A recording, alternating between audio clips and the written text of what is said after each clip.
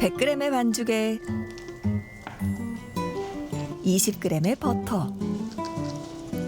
길게 늘어뜨린 뒤 동그랗게 말아서 230도에서 16분간 구우면 노릇노릇한 소금빵이 나옵니다. 안쪽의 버터가 빵의 아랫면을 지지면서 고소한 냄새와 바삭한 식감을 내고 위에 뿌려진 소금이 감칠맛을 더합니다. 일본에서 들어와 유행의 정점을 찍은 이 작은 빵이 지난 한 달 논쟁의 중심이 됐습니다. 빵값은 왜 이렇게 비싼 거야? 가격이 낮은 빵을 한번 만들어 본다면 시장을 좀 흔들어 볼 수 있지 않을까? 유명 유튜버 슈카가 연 빵가게가 연일 논란입니다. 소금빵 990원, 1,000원도 안 되는 파격적인 가격 때문인데요. 말도 안 되는 소리.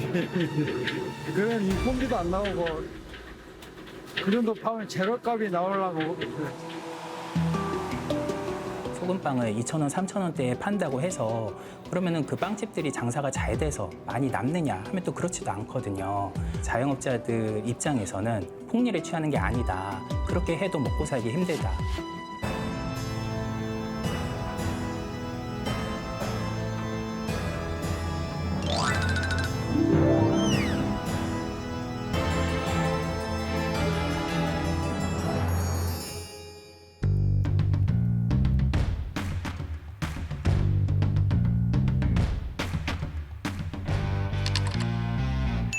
소금빵과 베이글은 990원, 첨가물을 넣은 베이글도 2,000원을 밑도는 수준. 유명 빵집의 절반도 안 되는 가격에 360만 구독자 유튜버의 홍보 효과. 서울 성수동의 한시적으로 연 빵집은 연일 사람들로 북적였습니다. 금액 대비 이제 다른 타국가에 비해서 조금 높다고 저도 느끼고는 있었거든요. 근데 한번 실제로 이제 뭐 여기서는 그렇게 팝업 개념이긴 하지만 좀 뭐 저렴하게 판매를 한다고 해서 관심이 생겨서 와봤습니다. 유지하려고 하는 것보다는 해당 유튜버는 재료를 산지와 직거래하고 빵의 모양과 포장을 단순화한 게 비결이라고 소개했습니다. 하지만 폭발적 관심은 곧바로 원가 논란으로 이어졌습니다. 소금빵 하나에 밀가루는 50g 안팎. 여기에 25g의 버터와 우유, 이스트 등이 들어갑니다. 어떤 버터를 쓰냐에 따라 원재료비는 400에서 800원가량. 990원 소금빵에는 마가린을 쓴다고 밝혔지만 자영업자들은 재료비의 인건비, 임대료 등을 따지면 마가린으로도 이 가격은 불가능하다고 합니다. 논란이 커지자 이 유튜버는 자영업자에 대한 비난이 아니라 시장 구조를 지적한 거라 해명했고 정말 죄송합니다. 만약 그렇게 했다면 정말 죄송합니다. 저는 전혀 그게 아닙니다. 거꾸로 됐어요. 저는 자영업자들을 응원드리고 자영업자분들을 미리 얘기 드리지만 그분들이 폭리를 취해서 빵값이 올라간 게 아닙니다.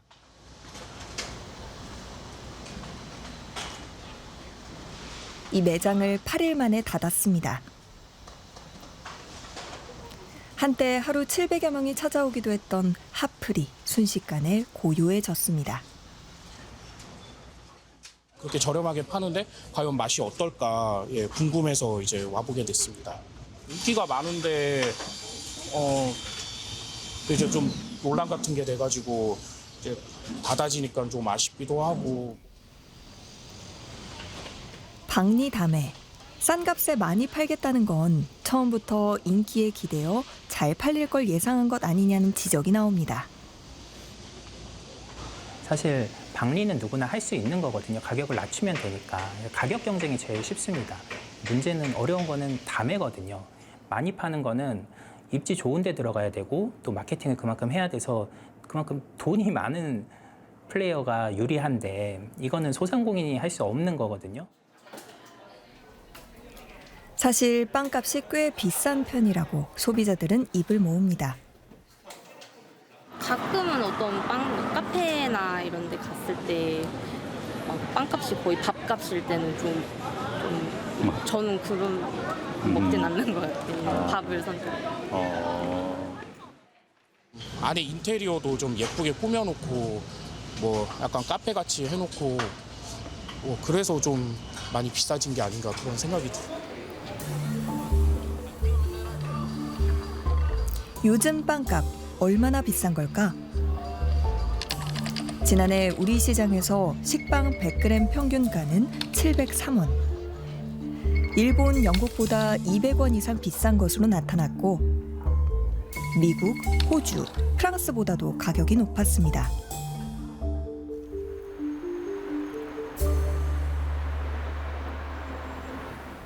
빵플레이션 논란에 지난해 국립공주대 산학협력단이 공정거래위원회 의뢰를 받아 작성한 빵값 보고서입니다. 한국과 미국, 프랑스, 일본 네 나라의 빵 물가 지수를 2020년 기준으로 비교했더니 우리나라가 가장 가파른 상승폭을 보였습니다. 확실히 우리나라 빵의 소비자 물가가 급격하게 오른 건 사실입니다. 그래서 20년 전하고 비교를 했을 때 2007년, 8년 그 정도의 소비자 물가 지수가 55 정도 수준이라면 지금은 한 125 정도 수준이에요. 빵의 주재료인 밀가루와 설탕, 우유, 계란. 2020년 이후 3년간 가파른 오름세를 보였습니다. 특히 계란과 우유 가격은 세계적으로도 높은 수준입니다. 생산비에다가 그 우유 가격을 연동원하는 그런 제도를 가지고 있었고 지금은 용도에 따라서 차등으로 가격을 매기게 되었지만은 확실히 좀 그런 기존에 있었던 제도가 가격을 올리는 그런 영향이 될 거라고 판단이 들고요. 그리고 계란은 사실 시장가라고 하는 가격이 지금 없는 상황이기 때문에 계란과 우유는 주재료 중 국산 비중이 높습니다. 그런데 계란은 도매시장 없이 생산자 단체에서 거래 희망 가격을 고시하고 우유도 농가 생산비를 근거로 가격을 정하는 구조입니다. 이 때문에 수요가 적어도 가격이 오르는 결과로 이어진 겁니다.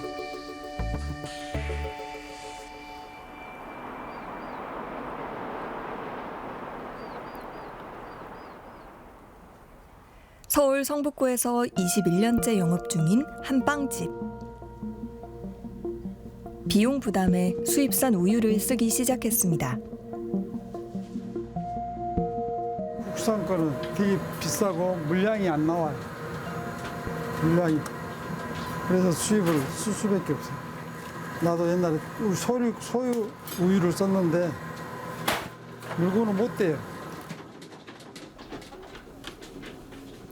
그럼에도 재료비 부담은 커져 올해 들어 한 차례 빵값을 올렸습니다.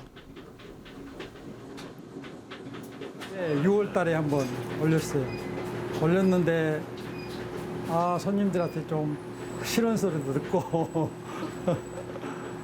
근데 이게 지금 올려도 다른 데 비하면 빵가격이 좀 싼 편이거든요. 그래서 처음에 저가로 시작했던 빵집이라서 그래서 이제 올렸는데도 좀 손님들한테는 그게 부담이 갔나 봐요.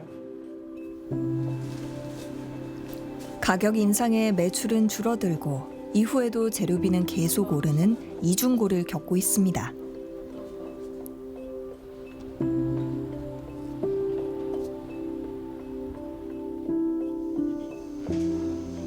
(25년) 경력의 제과 기능장 박수홍 씨. 지난해 직원 3명을 내보내고 모든 주방 일을 혼자 하고 있습니다. 원재료고 인건비고 뭐 월세 뭐 그런 비중들이 다 포함되어 있죠. 그렇기 때문에 뭐를 좀 경영에 마이너스를 줄 수 있는 것들을 최대 마이너스를 줄이는 거죠. 프랜차이즈 빵집도 상황은 비슷합니다. 공주대 연구팀이 분석한 한 가맹점 사례에 따르면 매출이 하루 200만 원, 월 6천만 원인 점포는 재료와 가맹금, 마케팅비를 빼고 2,100만 원의 이익을 남깁니다. 여기서 점포 임대료, 제빵사 월급, 아르바이트 인건비, 전기세 등 공과금을 빼면 점주가 가져갈 수 있는 돈은 230만 원에서 많아야 370만 원 정도입니다. 임대료라든지 이런 부분이 들어가기 때문에 또 그게 또 문제일 수가 있습니다. 그래서 이 비중들이 되게 유사하기 때문에 각각의 그 구성 안에서 어떤 그 가격 상승의 원인이 존재하는 것으로 보여집니다.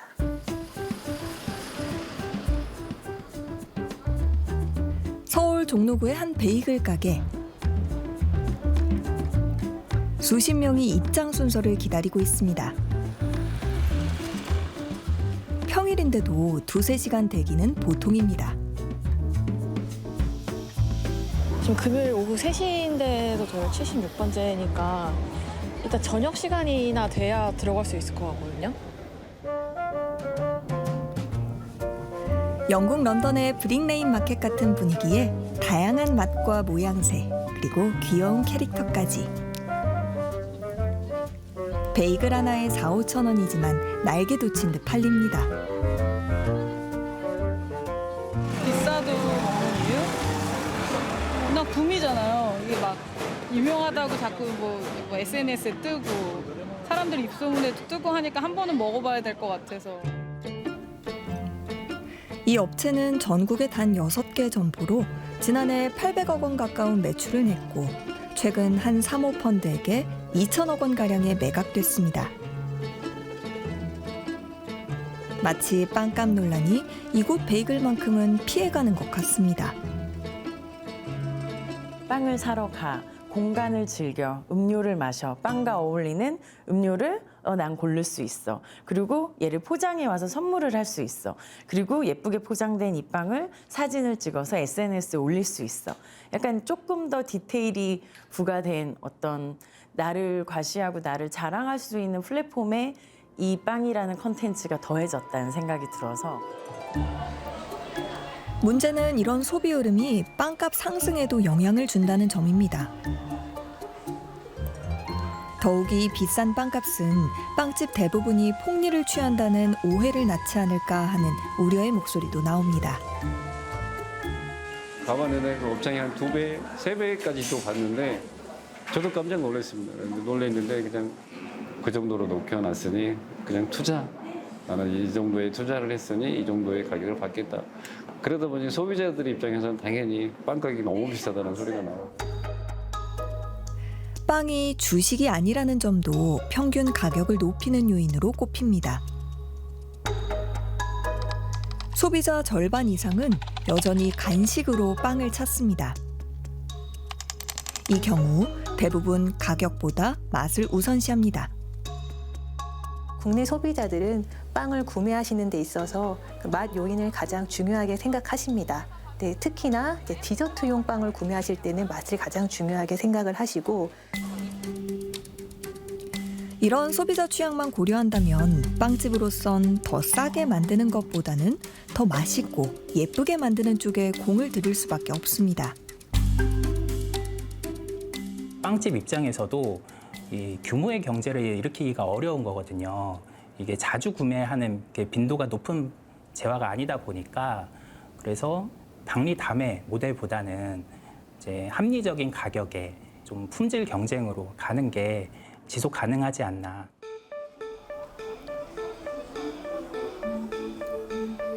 내년이면 설립 70주년을 맞는 대전의 유명 빵집. 평일인데도 양손에 빵봉투를 든 사람들로 가득합니다. 한승당 때문에 왔어요. 아 진짜요? 네, 서울에 있다가 한승당 먹으려고. 아 네. 원래 사시는 데는 아 저는 미국에서 왔어요. 특히 이 빵집에 가려고 대전을 찾은 사람도 어렵지 않게 보입니다. 네. 뭐 이렇게 많이 사셨어요? 아 이거 시럽 케이크요. 아 대전 분이세요? 아니요. 그 수원인데 여기 유명하다 그래갖고 정말 내려온 거. 여느 빵집에나 있는 빵도 이곳에선 유명 프랜차이즈의 절반에서 3분의 2 수준. 품질은 비슷하거나 더 낫다고 찾아온 사람들은 얘기합니다.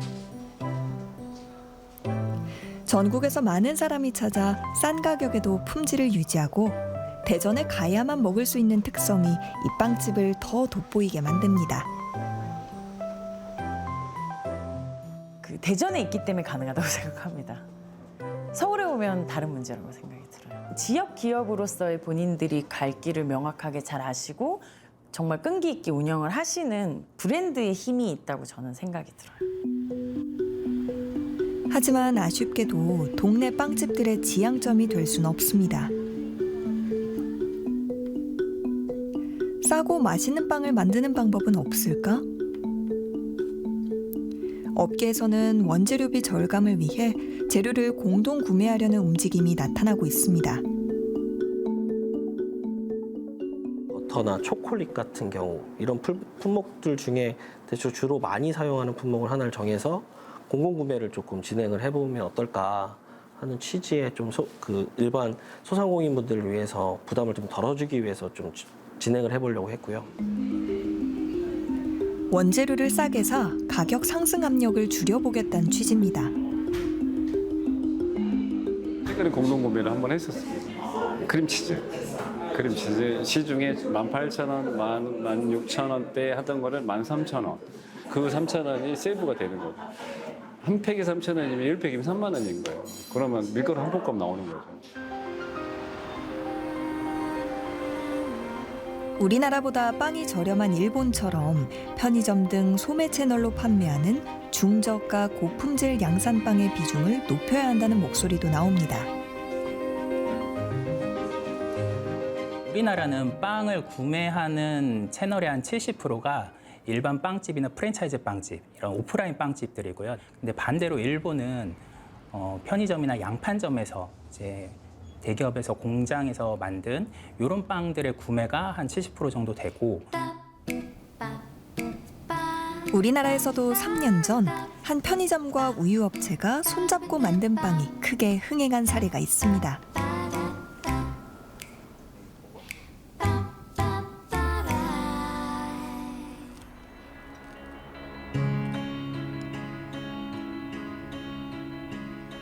지난해 전국적으로 문을 닫은 빵집은 3,500여 곳.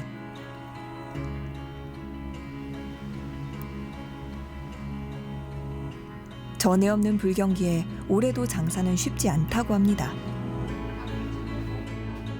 빵 30년 동안 했던 그 시간에 가장 어려운 때가 올해 아니었나. 뭐 재료도 많이 올라오고 인건비도 많이 올라오고 모든 거에 다. 그런데도 다른 쪽에선 몇 시간씩 줄 서는 진풍경이 펼쳐집니다. 원재료 가격과 인건비 등 모든 물가가 상승하는 국면에서 사업자만 탓하기도 힘든 상황.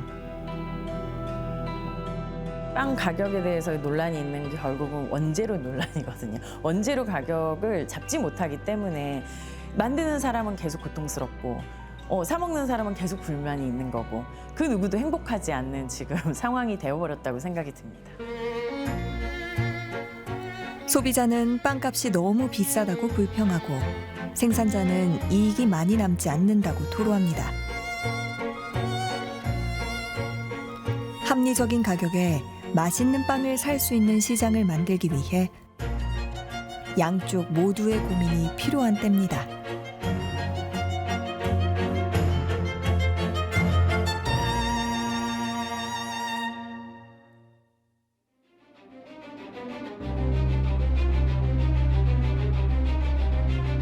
강원도 강릉에선 극심한 가뭄에 물 부족 사태가 계속되고 있습니다.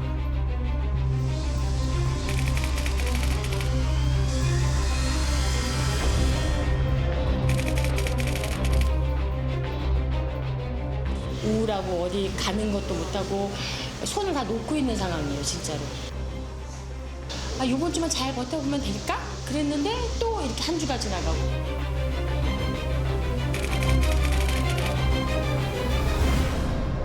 결국 정부가 재난 사태를 선포했습니다. 사고가 아닌 자연재해로 인해 선포된 첫 사례로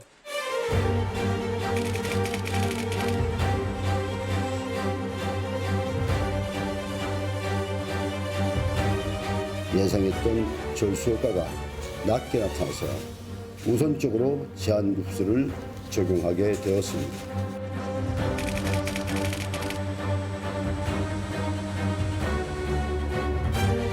어떤 아파트는 하루에 6시간 나오고 어떤 아파트는 단순하고 이 주택은 또 왜 안 하냐, 자영업자들은 또 왜 안 하냐 이런 말들이 많이 나오니까 시민들끼리 그렇게 다툼을 하게 만들고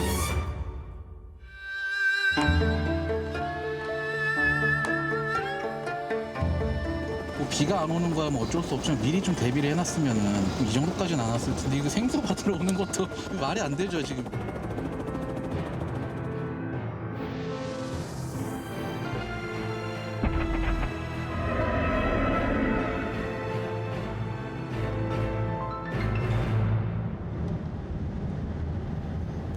초유의 국가재난 선포 뒤찾은 강릉 시내. 오, 살 숫자 엄청 많이 나요. 이른 아침부터 급수차와 소방차가 분주히 움직입니다.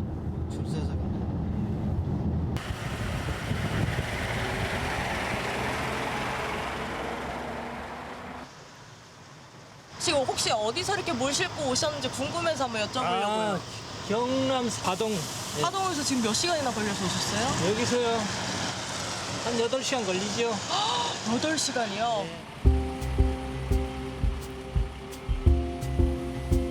전국 각지에서 보내온 생수들은 이곳을 거쳐 시민들에게 배부됩니다.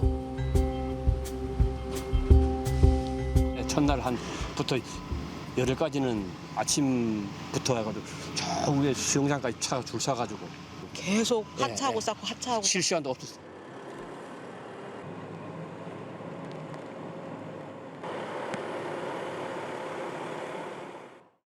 이건 뭐예요? 이거는 이제 시에서 받은 거랑 저희가 시킨 거 그리고 어린이집에서 물을 못 받으니까 보리차 사가지고 네.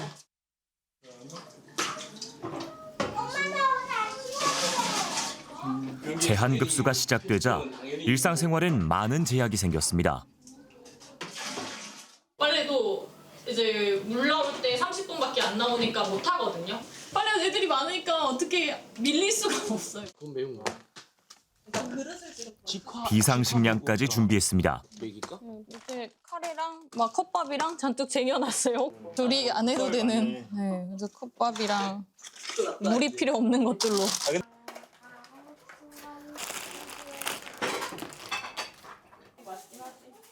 포크도 일회용품 조금 줄이려고 숟가락 포크로 샀어요.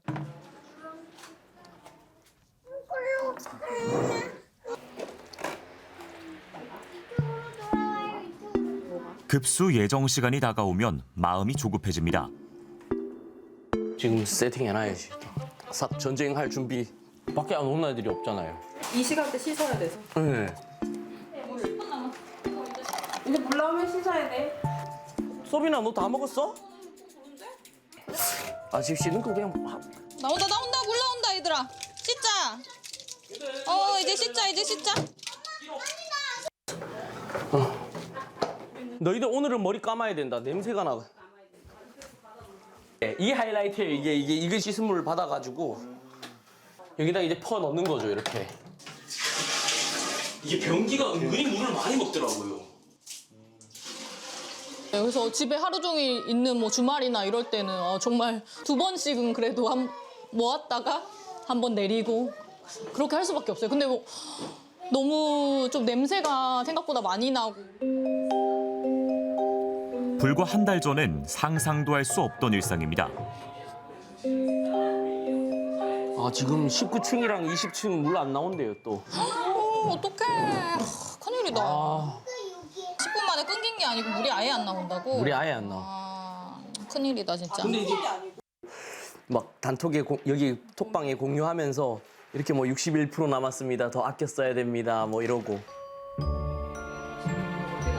제한급수 초기엔 아파트별 급수 시간이 다르고 돌발 단수가 빈번해 주민들의 불편과 혼선이 이어졌습니다. 그 시간 준다 했는데 30분도 안 나왔죠. 생각보다 빨리 소진이 됐었거든요. 근데 14시간인가 15시간 단수였다고 뭐 그렇게 얘기 나오더라고요. 그때는 막 화가 많이 나셨었어요, 전부 다. 사실 강릉이 관광 사업으로 먹고 사는데 진짜 그 사람들은 생계잖아요. 이게 그렇게 되면은 다 저희가 불편한 걸로 끝나지만 그 사람들은 생계니까.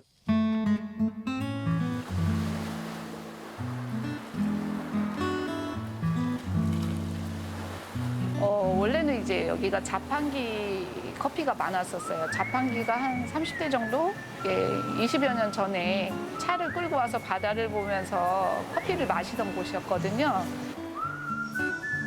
저희가 2001년도에 최초의 이제 커피 전문 샵을 이쪽에 내면서 3년 만에 거리가 꽉 찼죠.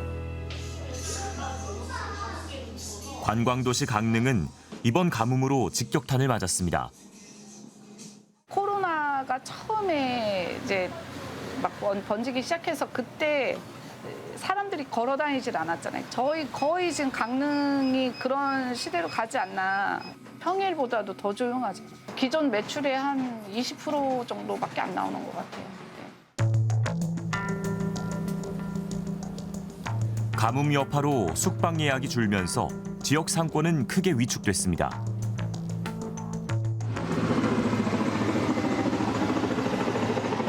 이거 물 날르는 소리 같아요. 강릉에 큰 산불이 한 번 있었거든요. 그때도 관광객들이 발길을 하지 않으셨어요. 그때 저희가 서울역에 가서 제발 강릉으로 여행을 오는 게 강릉을 도와주는 거라고 현수막 가지고 또 커피도 가지고 나간 적이 있어요. 그때랑 비슷한 것 같아요. 강릉 여행을 계획하셨던 분들도 이제 다른 도시로 발길을 돌리는 게 참 안타깝죠.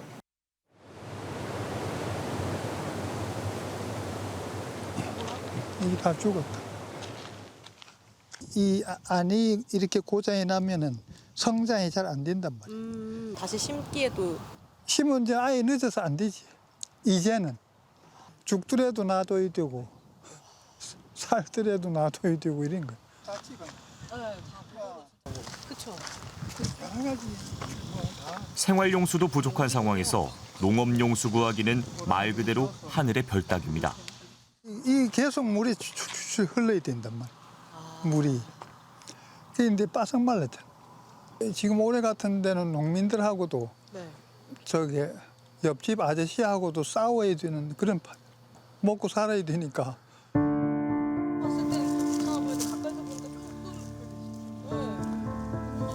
배추부터 대파, 벼까지 작황이 나빠 수확을 앞두고 농부의 근심이 깊어졌습니다. 6월 20일 날 심었는데 아직까지 자라지 않잖아. 자라지 않는다고.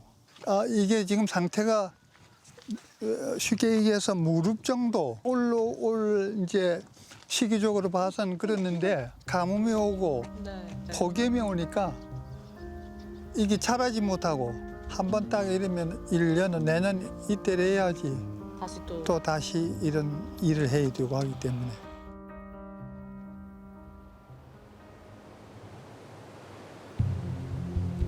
강릉시 생활용수의 87%를 담당하는 오봉저수지.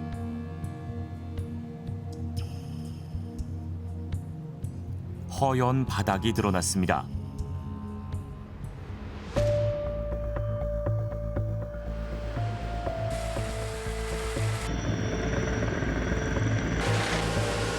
군사작전을 방불케 하는 급수 지원이 계속됐지만 지난 12일 저수율은 11.5%, 역대 최저치를 기록했습니다. 근데 이게 원래는 어느 정도 차이인지 저는 잘 몰라서. 이거 어떤 저걸로 보시면은 저 위에 그 나무가 있고 밑에 풀 있잖아요. 그 정도까지는 차이. 여기 치즈탑에 수문이 3개가 있는데 3번 수문까지 저희들이 물을 공급할 수 있고 그 밑으로는 물을 공급 못 하거든요. 그게 사수량인데 그게 이제 지금 밑에 있는 거죠. 지금 수문. 6월 초까지만 해도 오봉저수지의 저수율은 평년과 비슷한 60%대 수준이었습니다. 하지만 비가 적고 기간마저 짧았던 올해 장마 탓에 상황은 급격히 달라졌습니다. 비구름대의 남북 폭이 좁았고 그나마도 태백산맥이 동쪽으로 이동하는 비구름대의 이동을 막았고 강릉의 금년 1월 1일부터 8월 31일까지의 그 누적 강수량을 보면은 약 404mm가 내렸어요. 이 내용을 평년값하고 비교해 보면은 평년값의 약 41.1% 정도가 내렸고 이 양은 역대 하위 1위로 기록되고 있습니다. 여름철인 6월 1일부터 8월 31일까지로 기간을 한정하면은 내린 강수량은 약 188mm로 평년의 약 28.4%가 됩니다. 이것은 역대 하위 2위에 기록됩니다. 폭염 일수도 역대 1위를 기록하며 저수율은 급격히 떨어지기 시작했습니다. 적은 강수에 폭염까지 지속되면서 단기간에 토양 속 수분까지 마르는 이른바 돌발 가뭄이 발생한 겁니다. 일반적으로 가뭄 그러면 적어도 몇 개월 정도 선행시간 혹은 1년, 2년 선행시간을 두고 서서히 진행해요. 우리가 제일 많이 봤을 때 폭염형 급성 가뭄은 한 2, 3주 정도 만에 되게 이제 발생을 하고요. 문제는 돌발 가뭄이 앞으로 더 빈번하게 찾아올 거라는 점입니다. 당연히 계속 늘어날 겁니다. 지금이 노말이고 올해 같은 게 노말일 거예요. 지구 온난화에 따라서 이런 패턴이 계속 나타나고 있어요. 몽골 이쪽에 고기압이 생기면요. 태평양 고기압하고 이제 만날 때 이제 오래 가는 거예요. 이게 2, 3주 가는 폭염이 있는 거고 2000년 이전에는 주로 이제 이런 데 폭염 가뭄이 많이 생겼는데 2000년 이후에는 여기 많이 생기죠. 우리나라도 약간 그 영향이죠. 그죠? 올해같이 장마가 좀 흐지부지 빨리 끝난다. 그러면 그냥 폭염 그리고 운 없게 강수가 안 들어가면 그냥 가뭄. 우리나라 전체적으로 다 준비 다 해야죠. 지난해 8월에도 오봉저수지의 저수율은 30% 아래까지 떨어지면서 제한급수의 턱밑까지 갔습니다. 강릉만이 아니라 동해안 지역으로 전반적으로 좀 보면은 기후 변화를 고려한다면 그 지역 내에서 물 확보하기에는 한계가 분명히 있다. 준비해 놓지 않으면 이러한 문제들은 항상 일어날 수 있다는 것이죠. 강릉과 인접한 속초시. 지난 1992년부터 8차례나 제한급수를 할 정도로 만성적인 가뭄을 겪었습니다.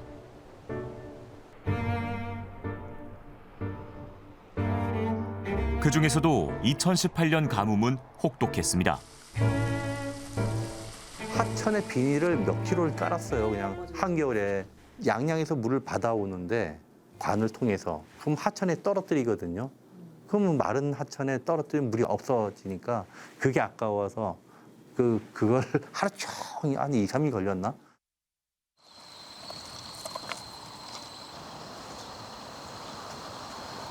뼈아픈 경험이 전환점이 되었습니다.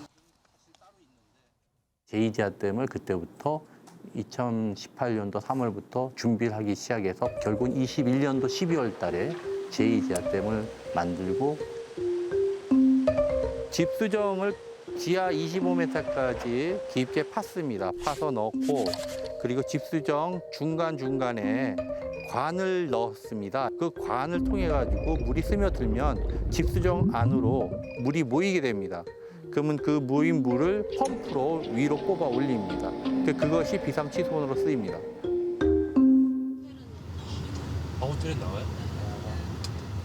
지난해 완료된 도수관로 사업도 올해 큰 도움이 됐습니다. 학사평지 급수 지역이라 그래서 그쪽에 10,000명 정도가 살고 계신 8만 명 중에서 그곳에는 매년 가뭄이 드는 거예요. 그래서 학사평 지역에 물을 공급하려고 작년에 저희가 관로를 깝니다. 올해 아주 6월부터 계속 가물었죠. 예. 6월 9일부터 현재까지도 학사평 쪽으로 물을 계속 공급하고 있습니다.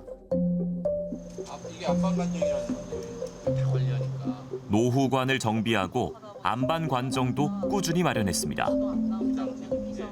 날씨와 유동인구와 그리고 관광객들이 집중적으로 오는 기간 이게 길어지면 저희도 장담할 수가 없어요.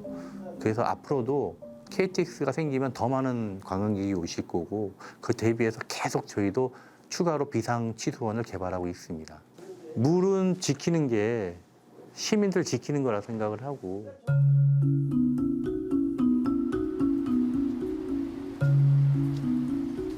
지하수 저류댐 건설과 정수시설 확대 등 오봉저수지 의존도를 낮추기 위해 강릉시가 내놓은 대책들. 효과를 보려면 최소한 몇 년이 더 걸릴 것으로 보입니다. 강릉이라는 도시는 영동 지역에서 가장 큰 도시고 그리고 또 관광객이 가장 많이 오는 도시이기 때문에 물 수요가 그만큼 많은 도시다. 근데 우리가 그동안에 물 수자원의 어떤 다변화라든가 물고를 키우는 노력에 대해서 조금 부족했다라고 보고요.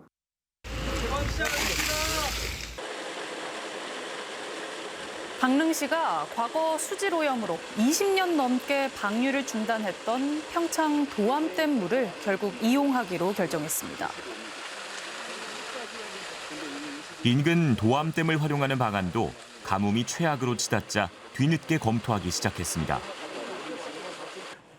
다양한 수온 확보 방안들을 검토를 하고 중장기 대책을 마련을 했었어야 됐는데 도암댐 문제는 우리가 옛날부터 논의가 됐던 문제인데 그와 같은 것을 강릉시는 전혀 준비를 하고 있지 않았다는 거죠.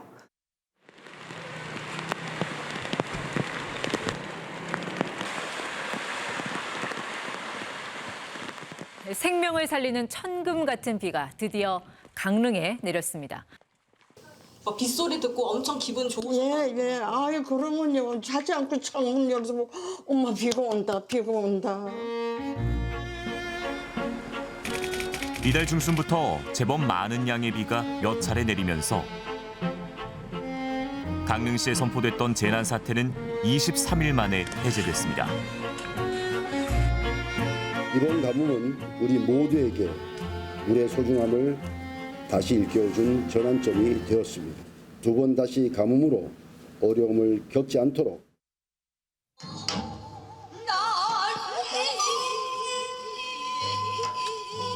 더 이상 하늘만 바라볼 순 없습니다. 제한급수가 된다 그러면 그 다음날 비가 와가지고 운 좋게 다 극복이 된 거지. 그때마다 그게 경고였잖아요. 항구적으로 지역의 물 문제를 해결할 수 있는 방안을 이번에 반드시 도출을 해야 되고요. 그렇지 않으면 또 이게 반복될 수가 있습니다. 앞으로 계속 일어날 수 있는 그런 일을 지금 먼저 만난 것뿐이다. 그걸 진짜 교훈으로 가져야 된다고 생각해요. 이번에는 국가재난을 선포했으니까 이제 좀 이렇게 행정적으로나 과학적으로나 우리가 이렇게 대비할 수 있는 기회가 되긴 하겠구나. 지금의 선택에 따라 가뭄은 돌이킬 수 없는 위기가 될 수도, 관리 가능한 재난이 될 수도 있다고 2025년의 강릉은 말하고 있습니다.